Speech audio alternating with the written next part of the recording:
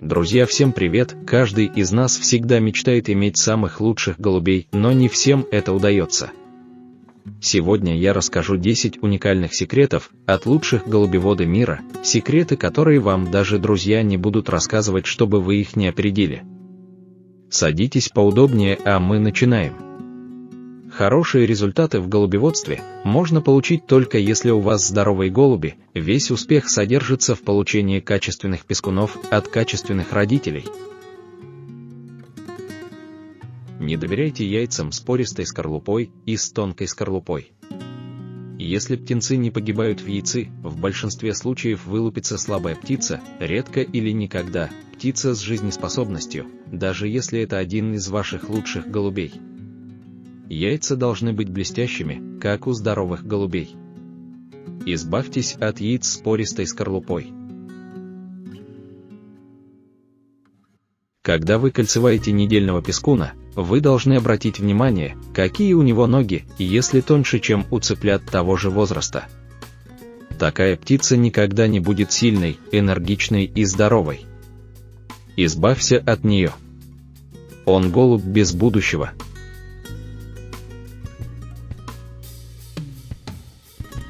После того, как пескуна отделили от родителей, может случиться так, что некоторые птенцы продолжат просить еду. Они даже гоняются за другими птенцами и хотят, чтобы они их покормили. Еще раз, в вашем вольере не должно быть места для беспомощных птиц. Нужно хотя бы один раз открыть клюв птенца. Может случиться так, что клюв слабый и хрупкий. Это происходит из-за слабых костей и ослабленного организма. Таких пескунов мы не будем держать для дальнейшей селекции.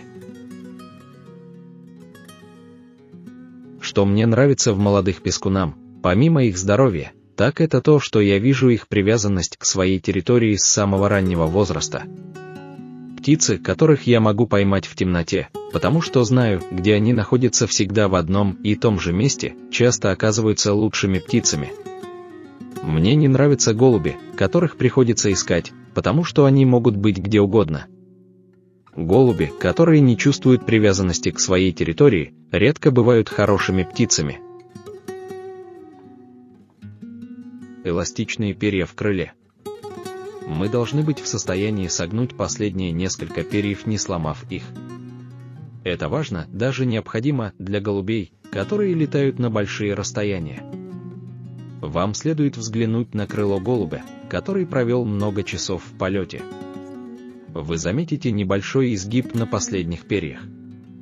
Но что произойдет, если они будут слишком жесткими и не будут гнуться? У таких голубей будет недостаток, из-за жестких перьев им будет трудно летать, и они будут уставать быстрее, чем голуби с гибкими и эластичными перьями.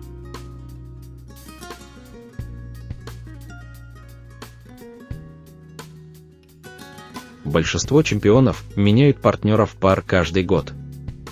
Некоторые даже в течение года.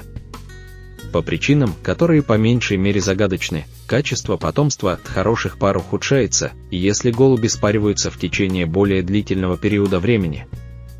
Объяснение, вероятно, кроется в состоянии обоих родителей.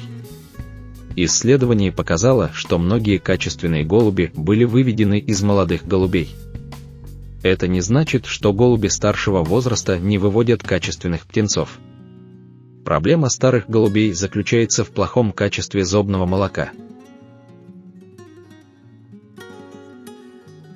Кто в течение года не обращает внимания на оперение и особенно на маховые перья, не сможет достигнуть устойчивых результатов. Хотя известно, что линька не является болезненным состоянием, при смене оперения происходит изменение силы голубя и его внутреннего предрасположения, что делает его в известных стадиях непригодным к каким-либо полетам вообще. То есть в 90% слова «забой» связано с линькой голубей. При одиночном кормлении голубевод дает каждой голубиной паре корм прямо в гнезде. Этот занимающий много времени метод имеет большие преимущества. Благодаря этому возрастет привязанность голубей к своему гнезду. Кроме того, молодые голуби учатся самостоятельно кормиться, и, наконец, этот метод позволяет сделать у голубей мягкий характер.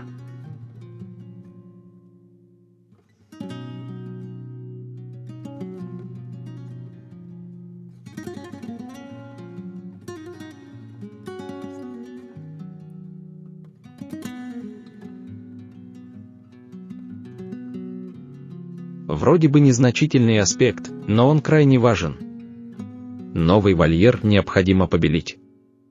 Новое дерево необходимо побелить, покрасить, независимо от того, доска это, фанера или ОСБ. ОСБ может иметь запах, а фанера или доска могут впитывать излишнюю влагу. Поэтому для избежания появления плесени, который является очень большим врагом голубей, постарайтесь соблюдать это простое правило.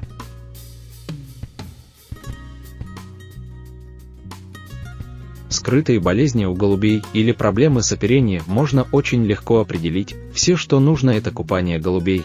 Голубь, который всегда избегает ванночку, это голубь с проблемой. Таких голубей, как правило, надо осматривать внимательно на наличие каких-либо проблем.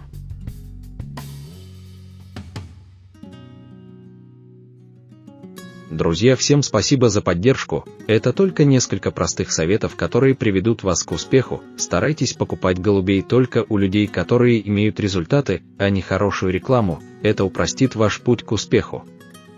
Пишите в комментариях, может маленький, но секрет или совет, который может помочь и другим в разведении голубей.